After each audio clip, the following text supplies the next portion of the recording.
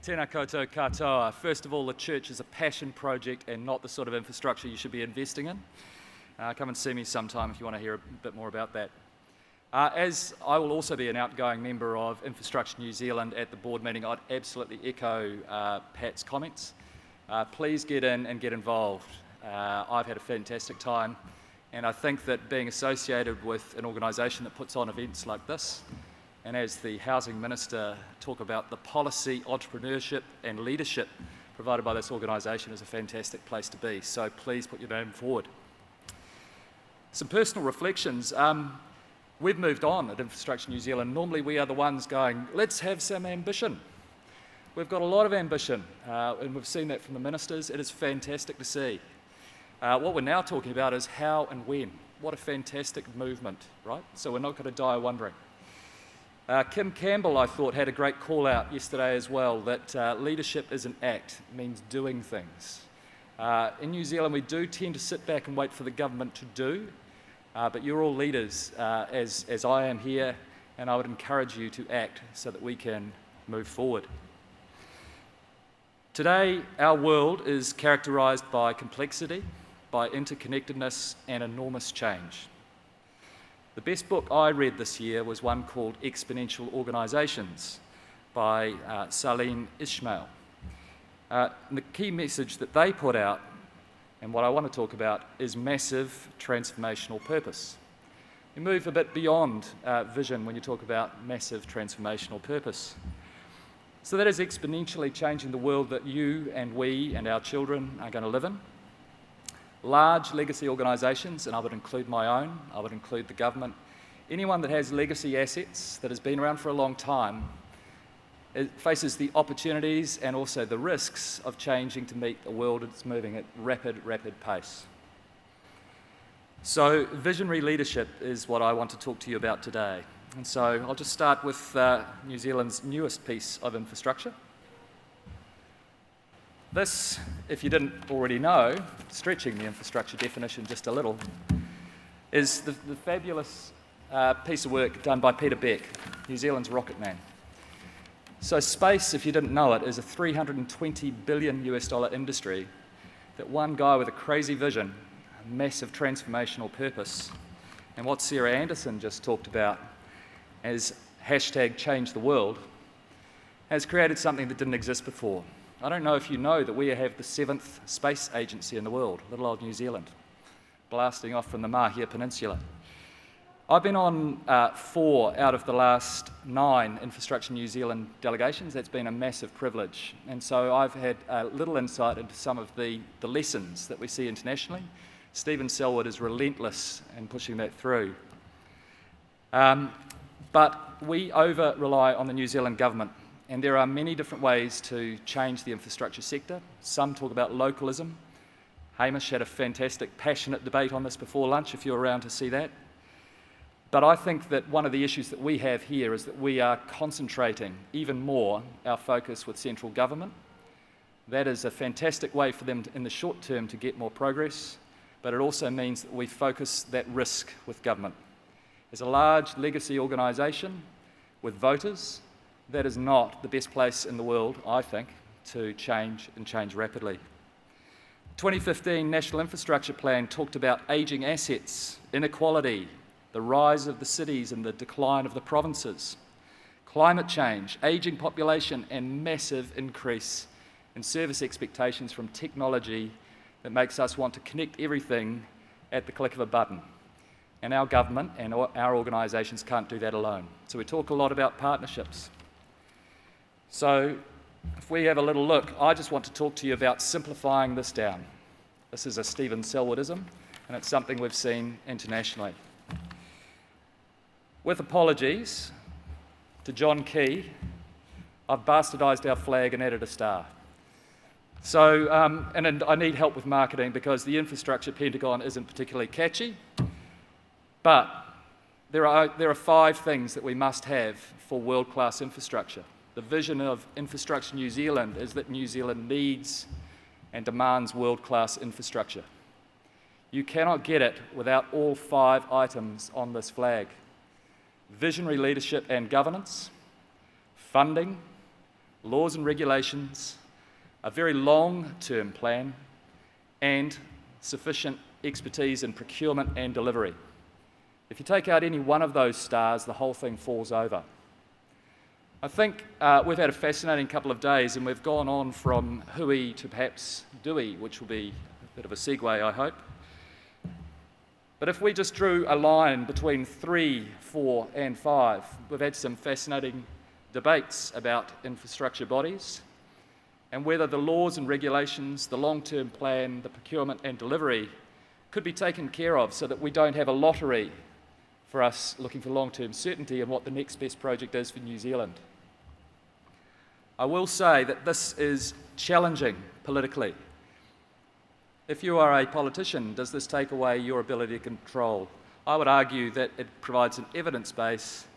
You can always move on to the timing and how you move into those projects, but you move away from the politics of what those projects are. Some international case studies. I'll go through these very quickly. Ultra-fast broadband. We in this country are knockers, and we don't often recognise that we have world-class infrastructure provision in some of our sectors in New Zealand. It's fantastic to see Graham Mitchell and Simon Allen be recognised last night. We need more of it yesterday, faster, but let's pause and remember that we do this really, really well. If we think again about leadership and governance being the critical piece, this was a bipartisan supported project.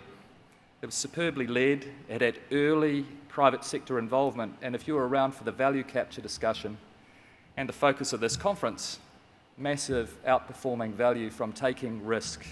We need to find a way to encourage more of this in New Zealand. This chart, which looks like some people may have felt after the blue curacao cocktails overnight, is very simple. Last year we brought out a chap called Mike Baird. Mike is the Chief Customer Officer of National Australia Bank's Institutional Bank. Immediately prior to that, he was the Premier of New South Wales. Last year he gave an incredibly practical discussion on how to go to your voters with a vision. His vision involved a lot of hard work by the I bodies in New South Wales to prioritise and stack rank the projects which were absolutely necessary for New South Wales growth, prosperity and environmental outcomes. He sold those voters a vision and he undertook capital recycling. Please have a read of Fran O'Sullivan's article. I think it's a fantastic piece which is not in our debate. Very politically hard to do. The result of that is that the staff that work for you are really looking hard at the Eastern Seaboard. They're doing that because Australia's changed the game with a 300% increase in its vision and its funding sitting in behind it. We compete with these guys day in and day out, and we need to move on that scale. I should add that Mike is now leading National Australia Bank's pledge to pursue $100 billion worth of infrastructure projects globally over the next 7 years, and that Bank of New Zealand is a fundamental part of that.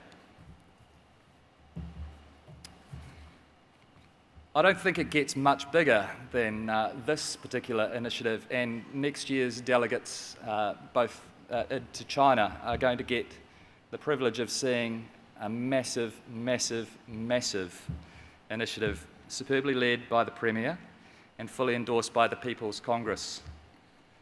There was a Bloomberg article on this very recently, and actually, to give it some context, since this initiative came into play in 2013, China, in real dollars, has invested more than the Marshall Plan invested to rebuild Europe already, and they're not fully through. So, vast ambition being led with a plan and a lot happening. Go on to some British examples, if I can. I've got to have the next slide, please. Crossrail. We heard a lot about this. This is about transforming lives. So I think it's interesting to note that this massive project will introduce a 10 to 12% capacity increase for a network, not for a line, not for a single transport line. This is an urban regeneration project affecting 1.37 billion passenger trips per annum.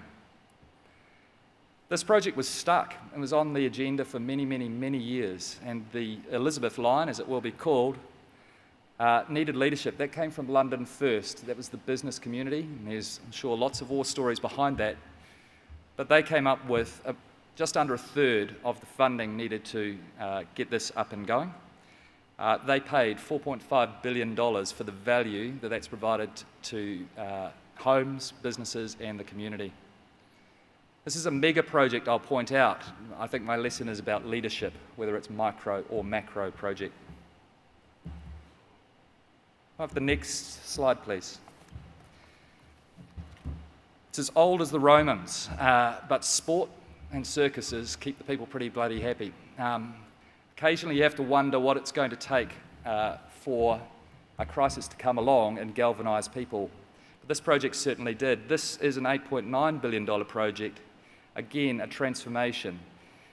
So this transformed East London, transport, jobs and housing. Of that $8.9 billion, $2 billion came from the private sector. And out of that came $11 billion of new foreign direct investment. And GDP added, value added by 2020 of between 28 and 41 billion. Leadership and governance, again, is critical. They were innovative in putting this into a delivery vehicle outside of government interference, superbly led by Sir John Armitt, and the Lord Sebastian Coe, the Richie McCaw of the UK scene, led that out with mana and style. Huge, huge, huge project. The next slide, please. Scotland, despite being around for centuries and centuries, the tour that we saw to Scotland, they had an innovative approach. They're only 20 years old in terms of legislation. You remember me talking about legacy organisations and all of the barriers that creates.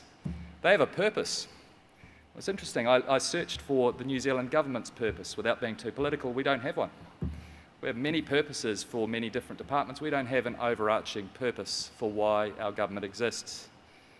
They had a long debate, and it's a bipartisan debate, about being successful, about opportunities for all, and about sustainability. That took a long and messy piece of democracy, but it is bipartisan supported. You won't read those measures, but there are only 7 KPIs. They're published on a website, and the general population sees how the progress against that purpose is going. Denver is more of a micro story. As you might have heard from Hamish's presentation earlier, this is a community-led response. A 2040 plan, again, over a very, very long period of time. But because of the incentives and the flexibility in the US system, this is localism in action. The Denver mayor bears all of the upside, but critically all of the downside. So their politicians are far more entrepreneurial than most of our business leaders. It's a fundamentally different culture through that approach. Clearly, Scotland and Denver are at both ends of the spectrum. I think the question for New Zealand is what is the Goldilocks in the middle that suits us, because it won't be either or. The next slide, please. And the next slide. So when our next slide comes up, you'll see that we've got some exciting and highly ambitious projects to come. These are projects around which we can either rally or we can use the traditional New Zealand tall poppy syndrome to cut them down. It's taken me a very long time in my career to understand the difference between a vision, the light on the shining hill, as Ronald Reagan used to call it, and a plan.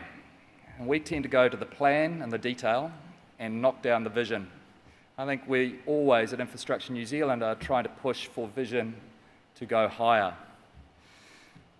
I think at Bank of New Zealand we've been a huge advocate for the Provincial Growth Fund and use of tools like the Scottish Futures Trust as an idea for how an infrastructure body can pull together a nation and get better outcomes. Next month, BNZ will run a series of workshops with our communities and our customers as to how they can work on building a better business case to access capital not funding or financing, but capital for growth from either the BNZ or from the Provincial Growth Fund. So in conclusion, I think we've got a bright future, plenty of ambition. Our Prime Minister's keynote this morning offered a few points, aiming for certainty, a 30-year plan, ambitious targets with a focus on well-being and reaching our potential. So I suppose I have a personal challenge, not as Bank of New Zealand, not as Infrastructure New Zealand, that I'll be fascinated as I stand before you and the Minister for Infrastructure as to whether both sides of our House of Parliament can agree that those high-level goals are important goals. We should set that vision high and then work hard to achieve it. I think that this is a highly important piece. I think Bernard Hickey said it well. Why are we, the leaders in the infrastructure sector, not clamouring harder for change? Because, by God, there is a crisis out there, and you and me are the leaders that should be calling for more of this. So with that, cease yelling at you about ambition. But if you take one thing away, I think leadership is an act, and we all need to do it. Thank you.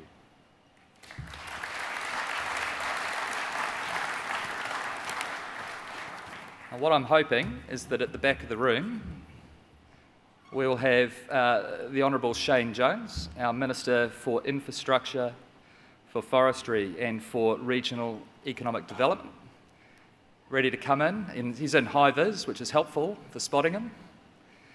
Please join me in welcoming one of the more anticipated speeches at this conference.